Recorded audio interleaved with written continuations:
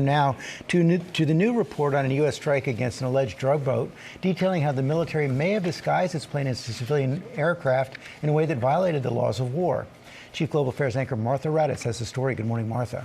Good morning, George. This morning, more controversy over that U.S. strike on a suspected drug boat last September, where survivors clinging to the boat were killed. Legal experts saying that may have violated the laws of war. Now, the New York Times is reporting that there may have been an additional violation of the law. According to the Times, the U.S. military aircraft used in the strike was painted to look like a civilian plane. The Times also says the plane carried munitions in its fuselage that were not visible under its wings. This raises questions about whether or not the United States committed what is called perfidy, which prevents combatants from intentionally fooling adversaries into believing they are civilians. President Trump has said that the United States is engaged in an armed conflict with drug cartels, and the paper cites one former JAG officer saying that if the aircraft disguised its military nature and got close enough for people on the boat to see it,